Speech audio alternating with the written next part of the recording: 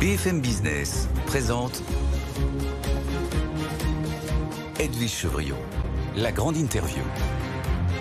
Bonsoir à tous, bienvenue dans la grande interview. Notre invité ce soir, c'est Jean-Louis Bourlanges. Il est président de la Commission des Affaires étrangères à l'Assemblée nationale. Bonsoir Jean-Louis Bourlanges. Bonsoir Edwige Chevrillon. Merci beaucoup d'être là. Vous sortez justement tout juste d'une commission sur les affaires étrangères, évidemment sur le conflit, tout ce qui se passe en Israël. On l'a appris tout à l'heure, le président Macron doit intervenir demain à 20h après avoir rencontré les chefs de parti. À votre avis, Jean-Louis Bourlanges, est-ce que la France doit s'impliquer plus ?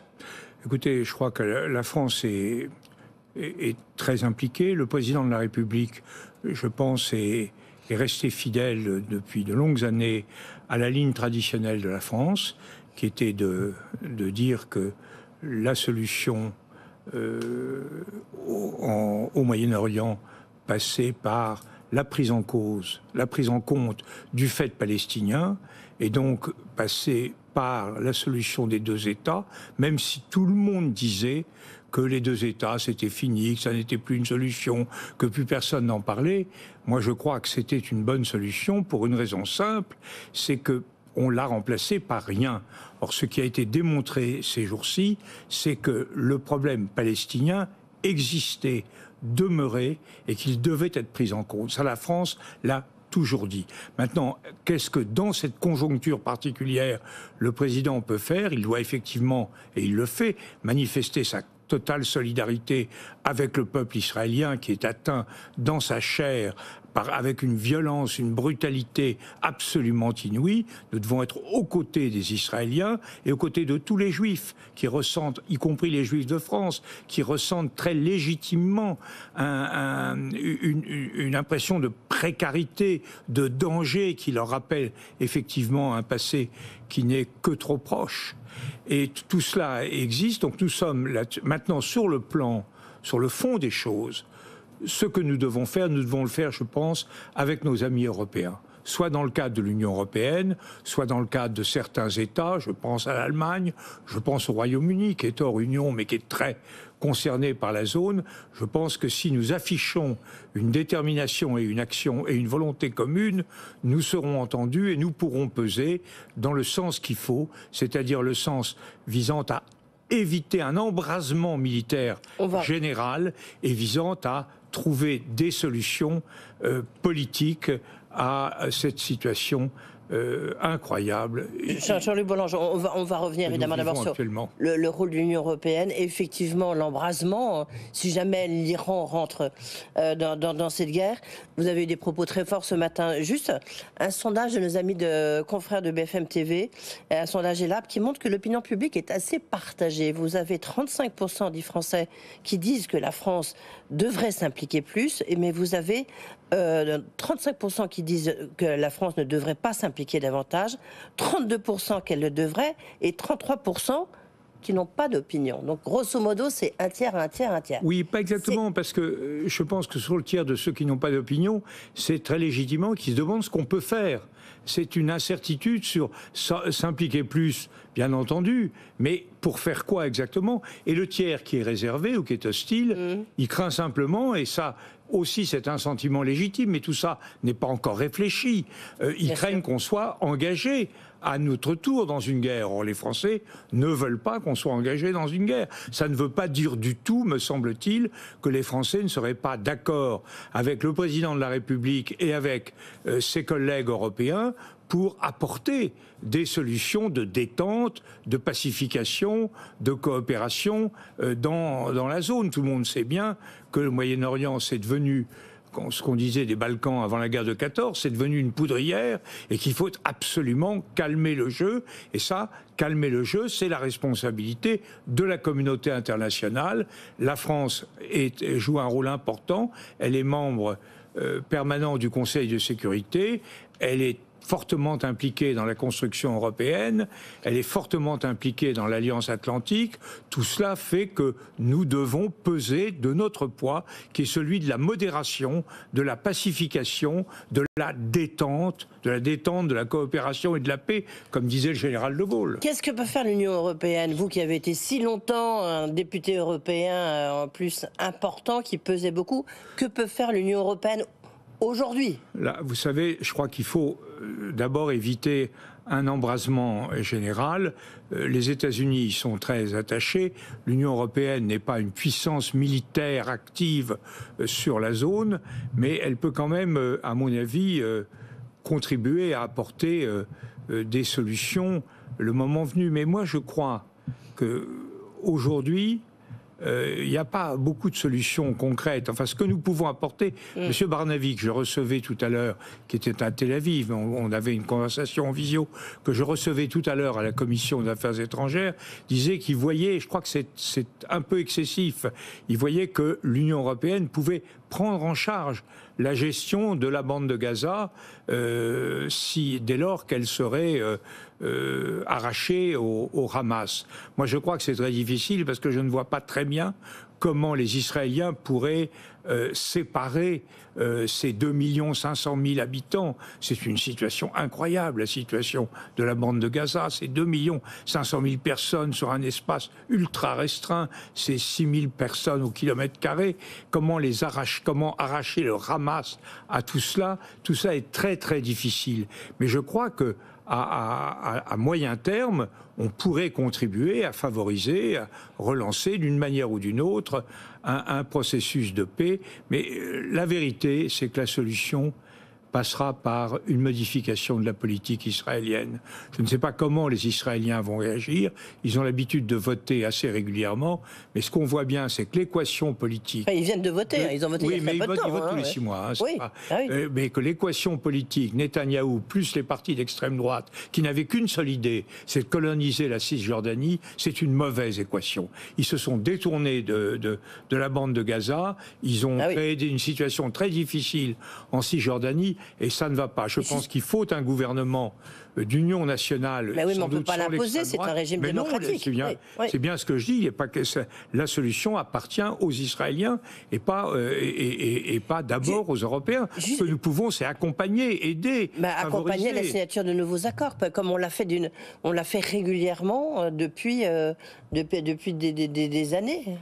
Là, nous sommes engagés, nous voyons en Israël une politique qui a tourné le dos progressivement, pour des raisons complexes, à la politique qui avait été suivie par Isaac Rabin. L'assassinat de Rabin, c'est quand même quelque chose de très important en 1995. En fait, les gens qui sont au pouvoir actuellement, c'est les gens qui étaient contre la politique de Rabin.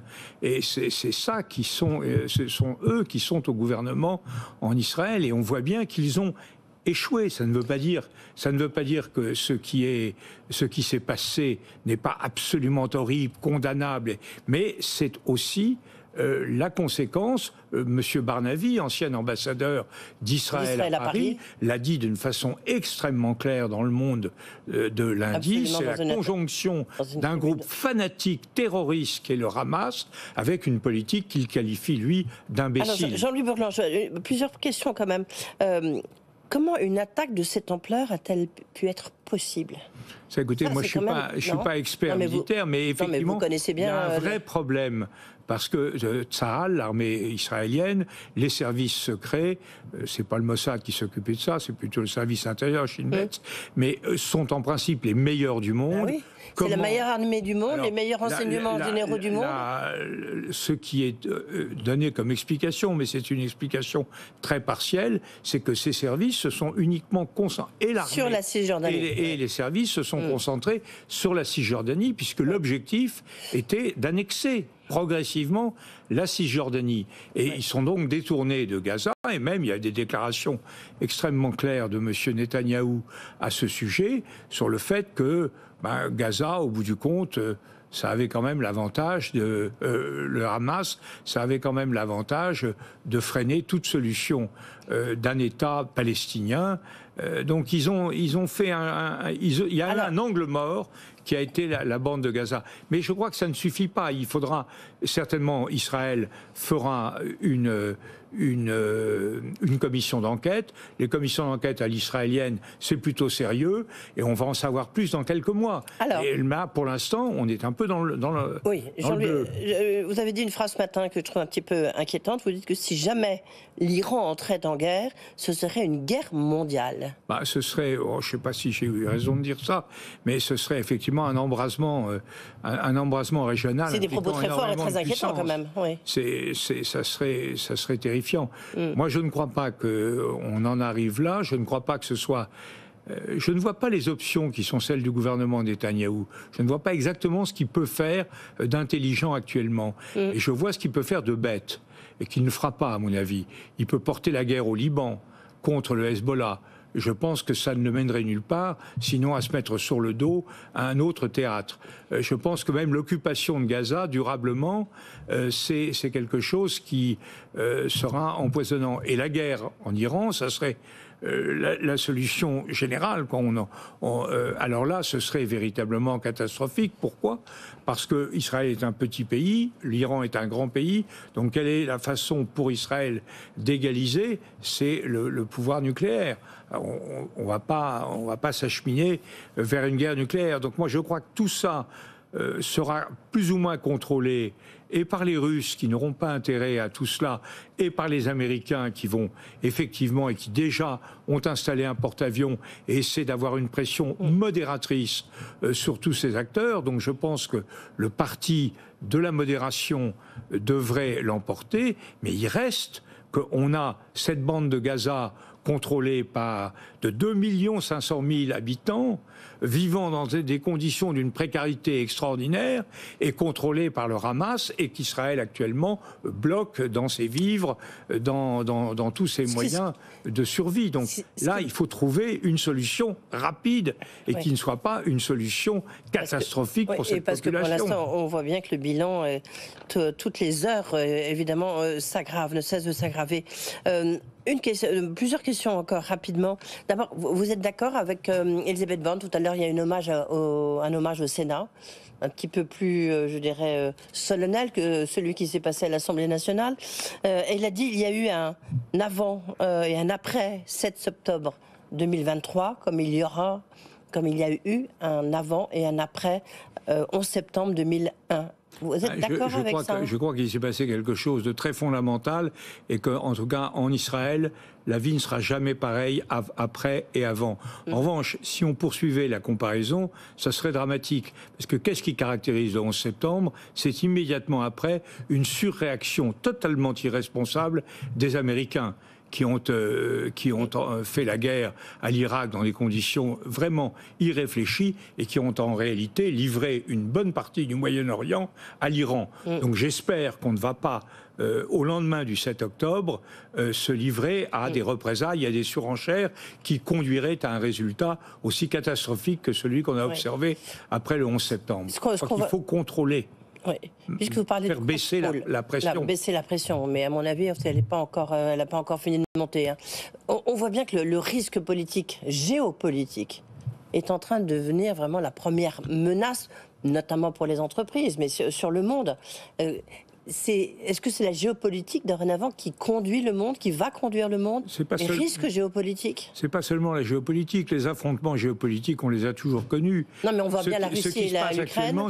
On avait dit que la guerre de 14 avait entraîné, c'était un historien qui avait eu l'expression, une brutalisation du monde. Et là, ce que nous vivons, c'est une nouvelle brutalisation de tous les rapports internationaux.